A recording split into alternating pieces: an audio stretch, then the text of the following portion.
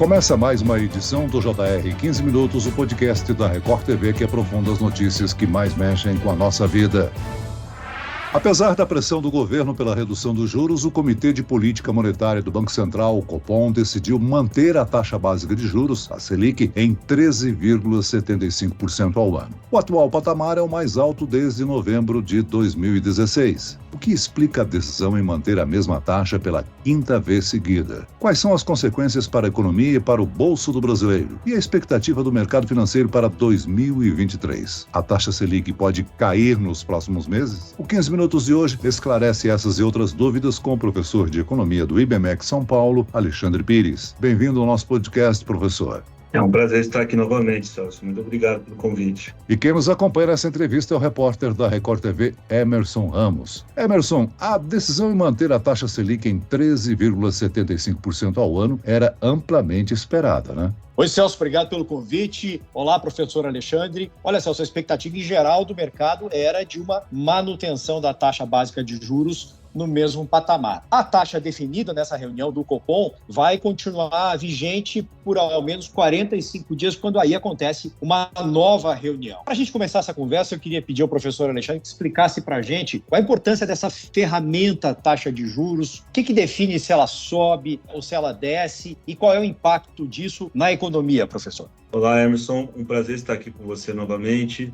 A taxa de juros é uma ferramenta utilizada para cumprir a meta de inflação. O Brasil funciona nesse regime em que o Banco Central define para o mercado que ele vai buscar um certo nível de inflação, ou seja, variação dos preços. E ao longo dos períodos ele vai buscando fazer ajustes na taxa de juros para buscar essa taxa de inflação almejada. Como que a taxa de juros influencia isso? É a taxa que é cobrada dos outros bancos. Todo banco, quando ele vai fechar o dia, ele precisa de algum dinheiro para fechar o balanço diário dele. E esse balanço é fechado lá com o Banco Central. Por isso nós chamamos de taxa básica, né, que são as taxas interbancárias. E aí o Banco Central cobra uma pequena taxa de juros para cobrir as falhas ali do balanço e as quebras de caixa desses bancos. Ao longo de todos os dias acontece isso. Então, quando o Banco Central define essa taxa básica, ele define a taxa mínima que os bancos vão ter que cobrar dos seus clientes. Quer dizer o quê? Se eu aumento essa taxa, os bancos vão subir a taxa de juros para os clientes, no varejo e no atacado. Logo, nós vamos ter menos dinheiro circulando na economia. A economia se desaquece e os preços tendem a convergir com a meta. Ou seja, aqueles preços que estão mais aquecidos estão em choque, vão continuar em choque, mas os outros preços relativos têm que se adaptar a isso. E aí a taxa vai convergindo. É como nós chamaríamos de um desaquecimento da economia. E aí nós fazemos o contrário. Quando a economia está entrando num período de muita queda de preços, está um pouco deflacionária, muito desaquecida, o Banco Central pode, para voltar a meta para onde ele estava buscando, digamos 3, 4%, né, ele vai lá e baixa os juros e tenta buscar essa meta, ou seja, a meta é buscada tanto para cima quanto para baixo, Emerson. A Selic está hoje no nível mais alto desde novembro de 2016. Quais são os fatores que influenciaram para manter a taxa Selic nesse patamar? Há uma justificativa para essa decisão? Sim, há uma justificativa. A taxa parou de subir em agosto e ela vem se mantendo assim até hoje, porque nós temos um cenário de incerteza, né? O mundo vinha passando por um processo de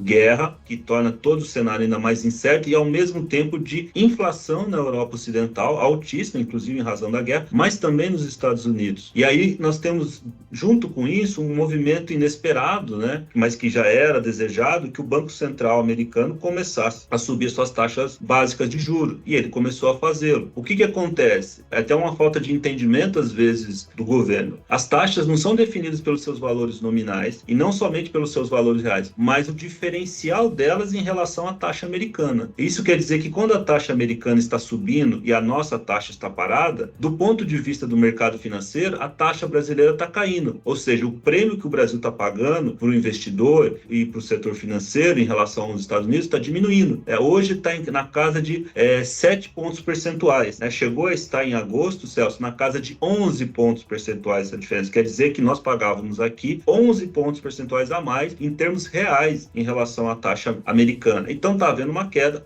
Temos também junto aí nessa super quarta, uma reunião do Fed que tem tende a subir para 0,25 a sua taxa, ou seja, o diferencial de juros do Brasil em relação à taxa referencial do mundo, que é a americana, cai novamente. E aí, isso não justifica uma mudança na taxa brasileira. É isso que o sistema internacional olha, esses vários diferenciais de juros que são pagos em toda a cadeia mundial financeira, e não só Brasil isolado do resto do mundo. Agora, professor, olhando o cenário interno, na reunião anterior do Copom em janeiro, quando a Selic foi mantida pela quinta vez seguida em 13,75%, a avaliação do Comitê de Política Monetária citou a questão das incertezas fiscais aqui no Brasil. Como é que o senhor vê esse cenário nesse momento? Existe uma condição daqui para frente da taxa básica de juros poder cair no Brasil, ou pode até haver um cenário que faça essa taxa aumentar? O cenário não é positivo. Nós viemos de um ano forte do ponto de vista fiscal, foi um ano com resultado interessante, a despeito dos vários problemas que nós tivemos desde a pandemia, mas o cenário para este ano de 2023 não é tão bom. Pode ser que nós tenhamos o início,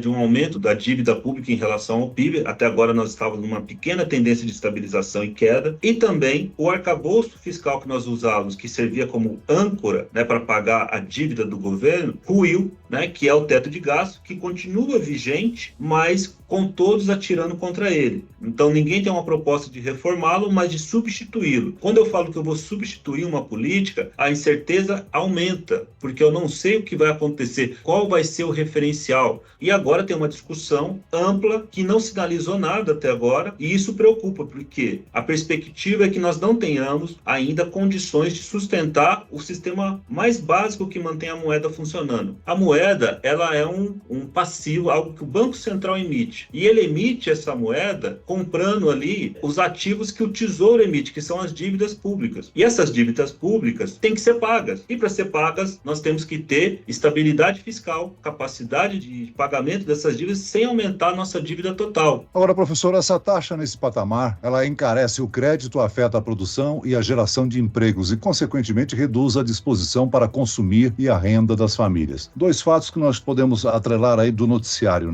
As montadoras de veículos que estão com os estoques altos, os juros altos não favorecem a compra de carros novos e também até chegou a afetar o crédito consignado para os aposentados. Qual outro impacto que pode acontecer no bolso do brasileiro? Olha, o maior perigo é nós termos uma taxa desse tamanho e, ao mesmo tempo, não conseguirmos fazer com que a inflação caia, porque aí, no bolso do brasileiro, ele vai ter uma perda de poder aquisitivo sem ter nenhum crescimento econômico da sua renda real, Então, esse é um ponto mais preocupante, ou seja, nós temos que confiar no sistema, temos que buscar essa convergência no sistema, buscar estabilizar os preços e, dessa maneira, fazer com que o brasileiro mantenha seu poder de compra, mas isso só vai acontecer se o governo aceitar a ortodoxia, que é o que eles não querem aceitar. Ou seja, o governo tem que ter contas equilibradas, tem que emitir dívida que tem um lastro bom, tem capacidade de pagamento, e aí sim ele tira pressão da política monetária. Se você tiver uma política fiscal responsável, você tira pressão da política monetária e os juros podem cair. Agora, se o governo é o grande gastador, alguém tem que ser o grande poupador, alguém tem que parar de gastar. E aí é o brasileiro que é obrigado a deixar de comprar itens de primeira instância, porque o governo está gastando muito e logo alguém vai ter que pagar essa conta. Quem paga essa conta no final? O próprio brasileiro. Professor, o senhor explicou aí no início da nossa conversa que a taxa de juros, ela funciona como, eu vou usar aqui a imagem, um remédio para combater a inflação, que é um mal maior. Agora, o Brasil ele tem características que fazem com que a dose desse remédio tenha que ser muito grande, quer dizer, o Brasil precisaria de mudanças que permitissem uma condição de combater a inflação sem precisar usar juros tão altos? Emerson, a inflação ela tem dois componentes básicos. Um componente básico é justamente o que nós chamamos de inflação núcleo. São aqueles preços que mudam um pouco, que estão expostos à competição no mercado, e temos preços que são mais voláteis, especialmente energia e alimentos. São preços que mudam sem ter um critério claro de oferta e demanda. O Banco Central brasileiro adotou uma meta de inflação que procurava uma meta em torno da inflação cheia. Então, mesmo quando ele está tendo sucesso na inflação núcleo, né, ou seja, controlando aqueles preços mais competitivos e menos voláteis, ele não consegue mostrar para o público que isso está acontecendo. Quando eu olho os dados, né, eu tenho que fazer esse acompanhamento constantemente, o Brasil convergiu com a taxa núcleo da mesma inflação americana, em torno de 2 pontos percentuais. Mas com relação aos preços mais voláteis, energia e alimentos, não. O mundo está em crise, o petróleo subiu, toda a cadeia de commodities foi afetada pela guerra da Ucrânia, logo nós estamos ali com uma inflação mais alta. Mesmo assim, o governo, para buscar essa meta cheia,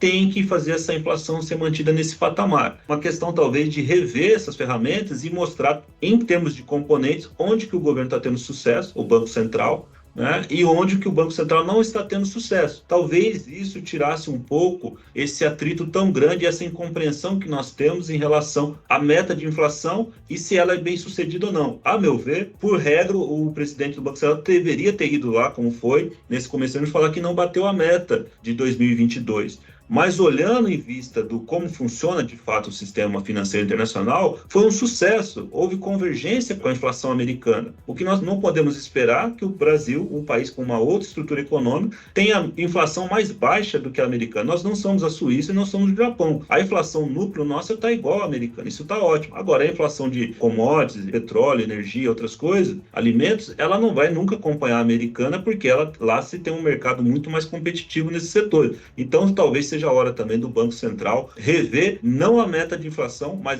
como ele comunica qual a inflação que ele está perseguindo, porque um Banco Central só consegue fazer convergência da meta núcleo ali, na inflação núcleo, naquela que é dos preços mais competitivos, não dos preços voláteis. Agora, professor Alexandre, o atual governo tem adotado o discurso de crítica ao Banco Central com relação à alta taxa de juros, né? Conforme você explicou, o Copom tem uma atitude de mercado financeiro, né? Não é única e exclusivamente uma atitude adotada pelo Banco Central. Exatamente. O Banco Central ele se orienta em termos das expectativas do setor que vai influenciar os preços, né? E o mercado financeiro acaba sendo o grande determinante nisso, porque ele controla o crédito e o crédito tem uma influência no nível de consumo e nível de gasto e também nas perspectivas de investimento e produção de longo prazo. Então, o Banco Central ele tem se orientado da mesma maneira nos últimos tempos e tem tido sucesso. Não tem comunicado bem esse sucesso por causa da própria regra, né? Mas tem sido pressionado a fazer coisas que não estão no mandato dele, por exemplo, buscar ali níveis de emprego. É claro que ele tem que olhar para a produção total, ele não pode desacelerar a economia se não é necessário, mas esse mandato nosso, ele não é muito explícito como é no caso do Fed, que tem que perseguir várias metas. Só que o Fed lida, né, o Fed é o Banco Central americano, ele lida com uma moeda especial, que é uma moeda de reserva internacional, que ancora quase todo o sistema financeiro do mundo. Então a política monetária americana é de outro patamar e tem efeitos diferentes de um país como o nosso, que é um país periférico no sistema financeiro. O que nós precisamos ter é confiar nessa orientação que o Banco Central faz com que as expectativas do mercado financeiro e dos produtores, por consequência, caminhem em direção a uma meta de inflação, ou seja, que eles confiem que os preços não vão subir acima do que está projetado. Sendo feito isso, eles podem investir, podem fazer financiamentos de longo prazo, podem calcular juros de longo prazo e a economia fica muito mais saudável. Agora, professor, as críticas ao patamar de juros não são apenas do governo, né? Começaram a surgir também manifestações no meio empresarial, no setor que a gente chama de setor produtivo, né? Indústria, por exemplo, entidades que representam a indústria criticando a taxa atual de juros, comércio também. Como é que o senhor vê essas manifestações que partem do setor produtivo? O Brasil sempre teve uma crença, e não é de hoje, desde os anos 70, de que você poderia trocar um pouco de inflação por mais emprego e crescimento econômico. Essa tese foi sendo refutada ao longo dos tempos pela própria experiência histórica e econômica,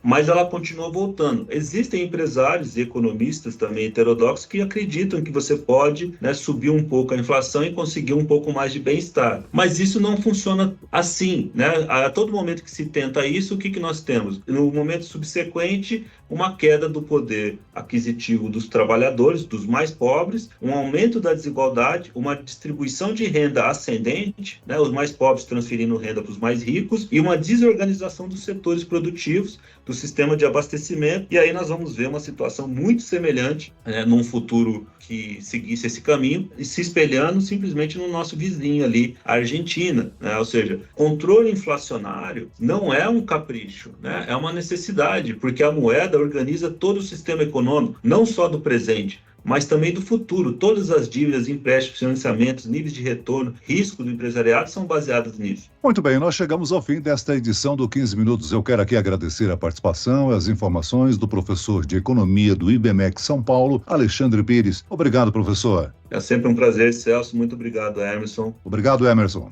Valeu, Celso. Sempre um prazer participar e também um prazer conversar mais uma vez com o professor Alexandre.